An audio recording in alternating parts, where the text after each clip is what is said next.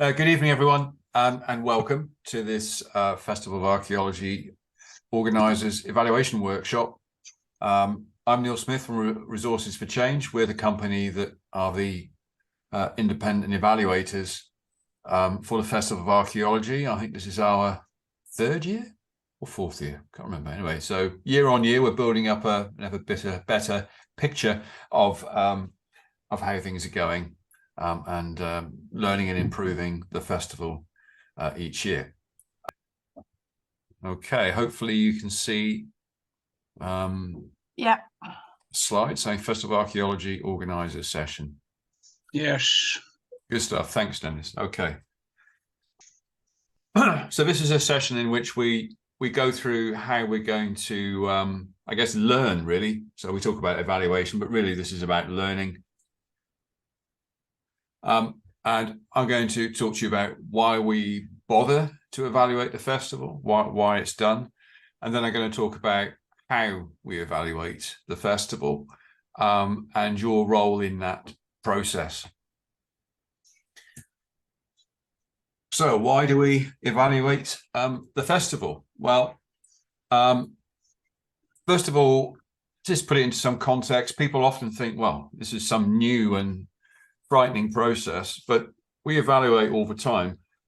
You've been evaluating, making judgments, assessments since the start of this workshop. Who's this bloke? Is he any good? Will this be any good?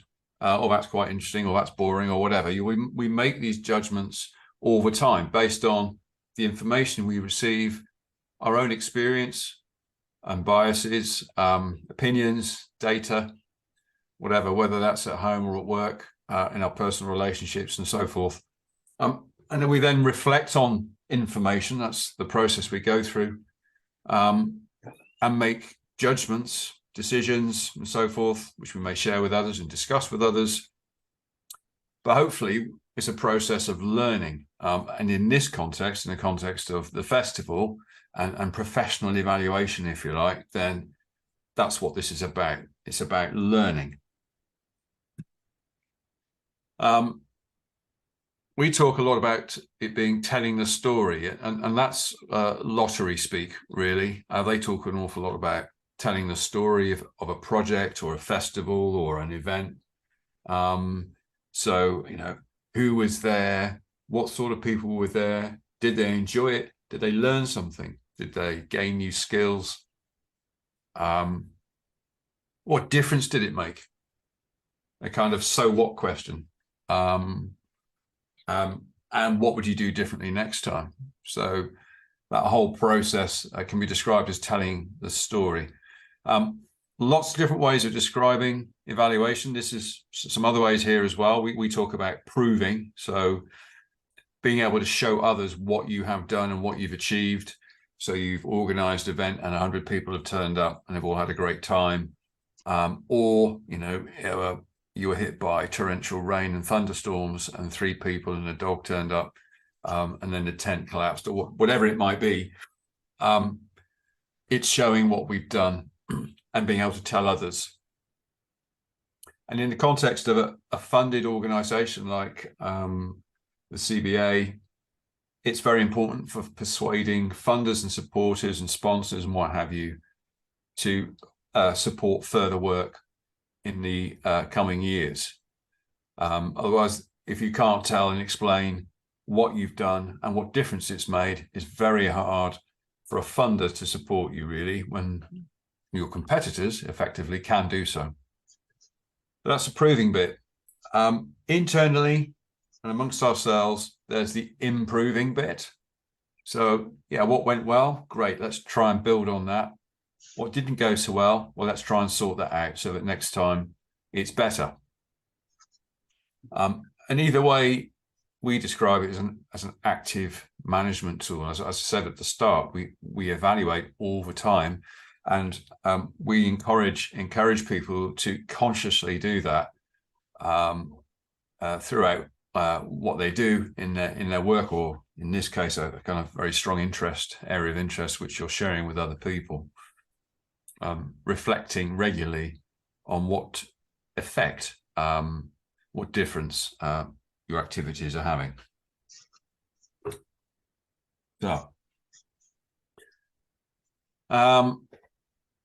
it's also a structured process, and you can, if you're so minded, you can go on the internet and you can find all sorts of evaluation processes laid out for you, logic models and theories of change and all the rest of it. You don't really need to get involved to that extent unless you want to. We would say really what we want you to do is encapsulated in this slide here, where we have a process for counting and collecting. So how many people turned up? What was their experience? What was your experience of it? Reflecting on that. So, okay, we've got a bunch of numbers and data and experiences recorded or memorized. What do they tell us? What difference has my event made? You know, have I perhaps attracted a few more volunteers, or perhaps change people's perceptions of archaeology? But ultimately learning. So we talk very much about, as I say, counting and collecting, reflecting, and then learning as, I suppose, the core elements of evaluation that we think anybody can take on board. We hope so. Right. Any questions at this point on what I've just shared with you? No. Okay.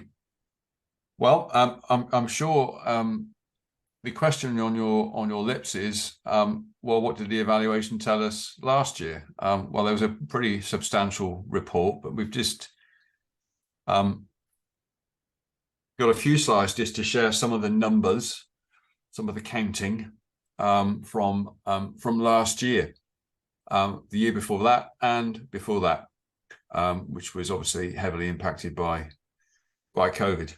So there's a story behind all of these numbers, and I'm not going to go through all of them, but you can see that things change year on year.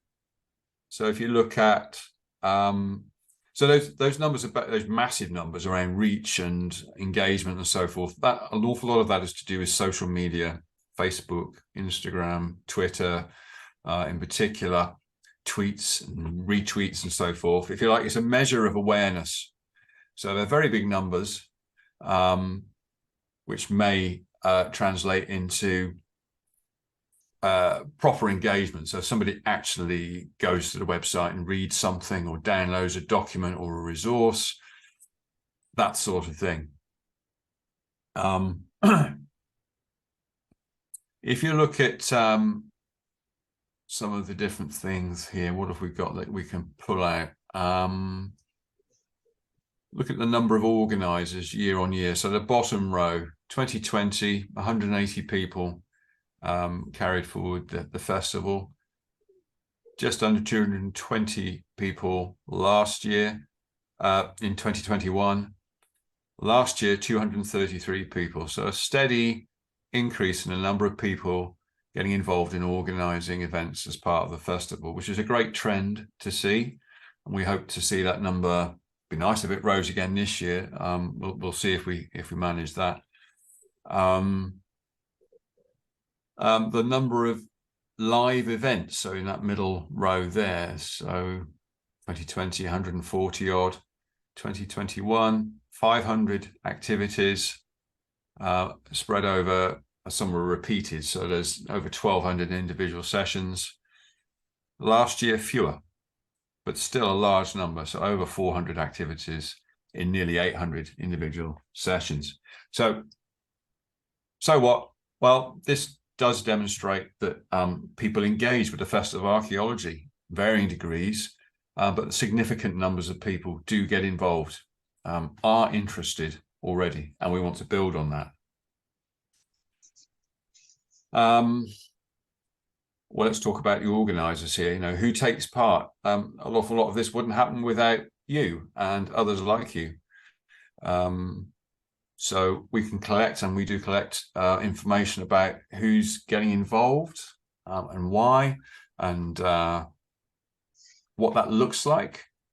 So a bit like this evening, we've got good representation from the East Midlands, and that is a feature more generally of the festival. So East Midlands, South East and South West are delivery hotspots at the moment. Other parts of the country, less active, but that is changing over time. I think a little bit as the festival builds up. Volunteer numbers increase year on year, which is really good to see. In terms of the participants, males are in the majority generally, but it's not as perhaps sharply different as perhaps people might think. Increasing proportion of people who say they have a disability are involved, which is great that they feel archaeology is accessible and they're getting involved in what can be perceived as a rather kind of outdoor and awkward perhaps activity to take part in. People might think that, but that doesn't seem to be the case. Predominantly people are employed rather than retired. So again, that's perhaps changing and challenging people's perception about who's got time to actually get involved in this. Actually, it's quite a wide range of people from across the country, from all sorts of different backgrounds, and gradually becoming more diverse. More than 1 in 5 people were involved in the festival for the first time last year, which is great. And what do they think? Well, high levels of enjoyment. People learn stuff and they enjoy that. They have a good experience generally across the piece. Anything on here you want to draw attention to, Debbie? Yes. So on one of those, it pulls through from an event that we were at where there were only 12 people saying that their disability wasn't accounted for. And we were at that event and nobody said anything. And before we did the event, we said, anybody who needs any additional help or anything, let us know, we're here. And as people arrived, we said discreetly, and nobody said anything. And yet the evaluation that came back said I wasn't catered for. So I think what I want to say is, no matter how hard you try, some people aren't willing to voice if they've got challenges, and mind reading isn't part of an organizer skill. I just wanted to point that out. Thank you, Debbie. I mean, it is good to retain a degree of skepticism and I suppose, yeah, real world realism around some of these the features of these evaluations. Sometimes it can be a little bit difficult when you see various ratings or numbers and you think, oh, how come? And it's very hard to know quite why people may have rated something in a certain way if they haven't actually told you. But we're trying to address that this year, and we'll tell you some more about that in a moment. Okay. Okay, any further questions at this point? Or comments?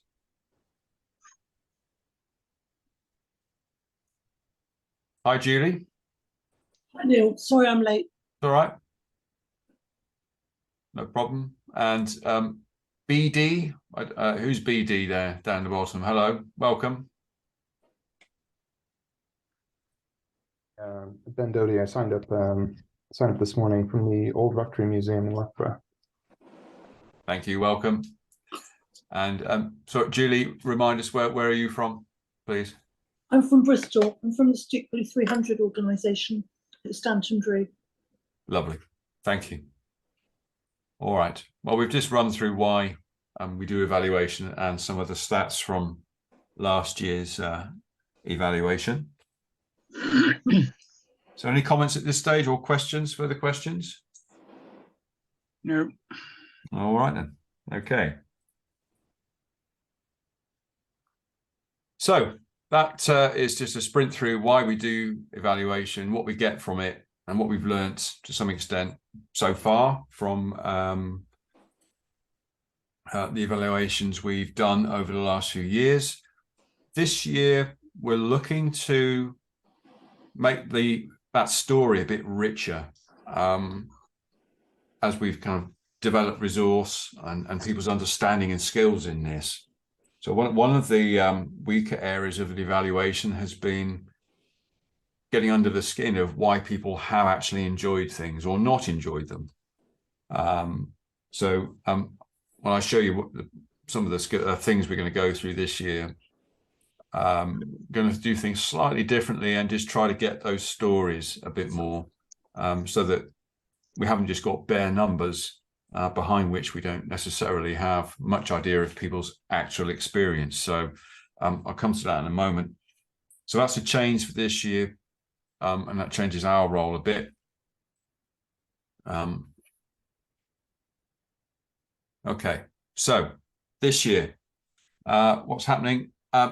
We have principles which underpin the evaluation and which have, again, sort of gradually developed over the last few years, fundamentally recognizing that the role of the organisers is central to the success of the festival.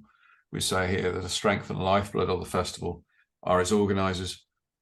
The event programme is very organic, flexible, dynamic, changes all the time, changes each year. And it's bottom up very much. People aren't told to do this or that from the top down.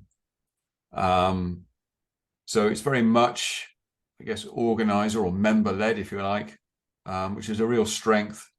I think makes it a kind of very vibrant and varied, diverse festival, with voluntary participation at its heart.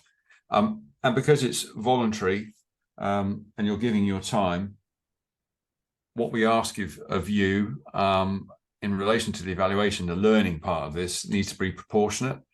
Now, with the engagement from organisers and participants is gradually increasing year on year, which is great.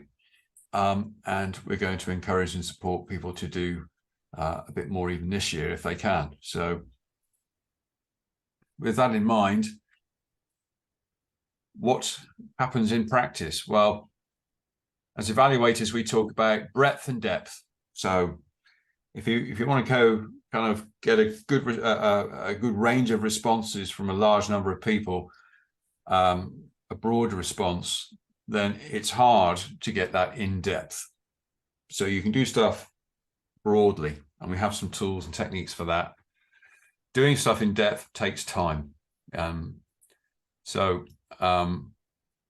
we do some stuff which collects data across the festival at quite a high level, quite simple, straightforward questions as a way of gauging people's experience. But then we also look to do some stuff in depth, particularly the CBA-led events, to get that kind of richer picture of what people are getting from attending different events. So if you want to do stuff more in depth, there are tools and techniques and things available for you to do that, but you're not obligated to do so. Obviously, I would firmly encourage that you did, but I can't tell you to do that. I think you'd find it fantastically enjoyable to do more of it, but I would say that. But this is the general sort of principle. So we go across and we go down, breadth and depth. And we're looking at this year 6 sort of ways of gathering evidence, if you like, data, information. So as in previous years, there's a participant survey. So the people who come to the events and activities have a chance to go online and fill out a survey, and hundreds did last year. There's an organiser survey for you yourselves to fill in, which has questions which are tailored to your experience of the whole process. There's a quick survey. All these surveys are online, by the way. There's a quick survey as well, which you can circulate to people to just get a quick view of people's experience and whether they've enjoyed it or not. We are going to then do some interviews with people. More of that in a moment. So we get that richer picture of things. Talking of which, number 5, we're going to encourage people, as in every year, to take photographs with people's permission. So we've got a more visual impression of people's experience and enjoyment. And then we, Resources for Change, also are doing some consultation stalls as part of the, or evaluation stalls really, as part of the evaluation process, to talk to people directly. So I'll just kind of expand briefly on each of these in the following slides, so you got a feel for what's going on. Okay, so there's a participant survey, which will have a QR code. It's on the top right of the screen there at the moment, which you can people can use via their phone. So in a live event, a face-to-face event, you can have the QR code printed on a piece of paper for people to scan, or on a resource, however your event is set up, so that they can go straight to the participant survey. And there's a link available as well. So if you're doing a digital event, you can put that in the chat and people can click on it and go to the survey. Or they can use a QR code off the screen. You can do that as well. That works fine. Same for the kind of recorded events or resources. You've got the links. You'll be given the links and the QR code so that people can go to the participant survey. And as I say, hundreds of people completed it last year. We've got a really kind of good idea from that of who's engaging with the events and how much they enjoy it, what they learn from it, and so forth. Whether they've been before, whether they'll go again, etc. So there's a whole wealth of information available. And Debbie, is the report made available to the organisers from last year? I'm assuming it is, but I don't know. Yes, there's a summary report available. Yeah, so you can get more detail in that, more idea of the kind of stuff that we pull out from it. So that's for the participants. This is what it looks like for them. So it's very simple and straightforward. That's just one screenshot. Obviously, there's more than one screen. If they did a CBA-led event, then they can select which one or ones they went to. But anyway, there you go. Nothing scary there. The Organiser Survey, you'll be sent that once the festival has concluded. And if you've done that before, then you'll be familiar with that. You'll receive a link and click on, go through and complete the survey. It's really helpful. So if you're really cheesed off about something, there's your chance to communicate that in a way that, doesn't mean you don't have to talk to anybody if you don't want to. About that, you can use the survey to communicate what you're not happy about, hopefully also some things that you are happy about. But there is that survey there. We'd obviously encourage you to talk directly to Debbie and others in the team about your experience, any concerns you've got, or anything you think have gone really well. But the survey is there as well. If you don't use one or the other approach, then it's very hard for us or for CBA to know how things could be improved or better next year. So do please, obviously, we encourage you to do that, so we get a good idea of what you think. Again, if you've done it, you'll have seen it before, but here it is again. This is what the first screen looks like, pretty much, including all very straightforward. There's a quick poll. Again, the QR code is at the top right there, which you can use, or you can use a paper version because it's very short. In live events, in digital events, there's a link.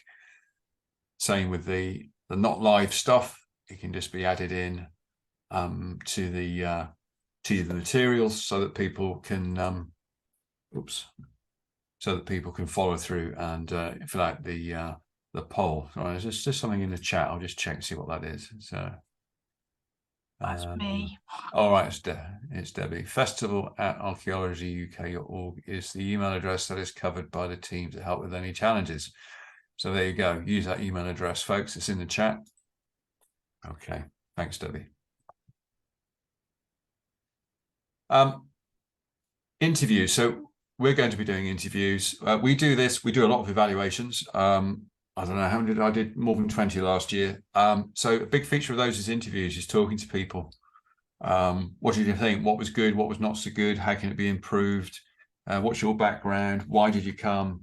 Will you come again? All those kind of questions which then open up a conversation about people's involvement, engagement, and what they thought of it. It's actually one of the best parts of the job for me. And you hear quite amazing stories sometimes from people, things you'd never guess would be achieved by your event. Can be quite literally life-changing for people. That's no exaggeration at all. Every project I do interviews for, I meet at least one or two people for whom that's true. And that's just indicative of a larger number. So chances to meet people, to do something meaningful, to learn something new, have a richer, more fulfilling life in many respects, where, especially in relation to archaeology, history, and heritage, which is where we do a lot of our work, a better understanding of the world around them, how things are as they are, historical context going back however far, and the lessons for the future. So we will need your help with this, because we need people to interview, so we need contact details. So that's something that we will be encouraging you to capture from people if you can, and the surveys do the same job as well. But there may be somebody, for example, a new volunteer, for example, who you think might have a good story to tell. Perhaps you could persuade them to have a confidential chat with us. But this is really add colour. Funders love this stuff, and with good reason, really, because it shows that the answer is the so what question. It does show what difference you're making to people. Again, if you don't ask, then you won't find out. So it's kind of really important. Photographs, nothing new here. You've been asked before, I think, if you can, to take photographs. There are some challenges around photographing participants to secure permission for them to share photographs. There are different ways of doing that. I think, is there advice on that, Debbie? Yeah, there's forms and permission forms available on the website in the organiser area. Okay, so it'll lead you through how you can go about that and do that. Pictures worth 1,000 words and all that.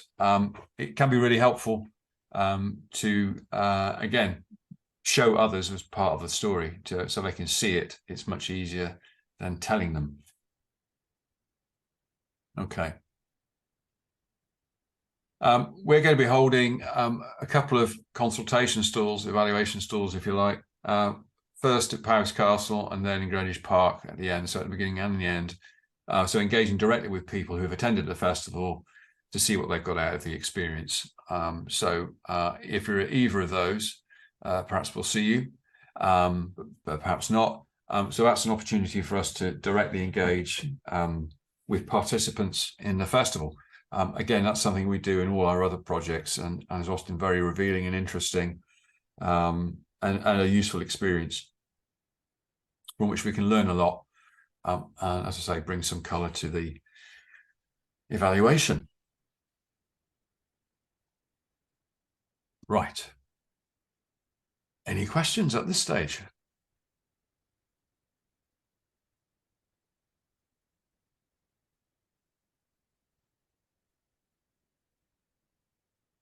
Stunned silence. Excellent. All right then. Debbie, is there anything else you think I need to touch on, or I should go back over? No, actually, just that last year there was so many organisers that responded. It gave such valuable data. It was far in excess of what we needed, what we thought we were going to get. So we've changed certain working practices because of it, because it was so good. Great. Okay, that's good to know. All right. Okay. There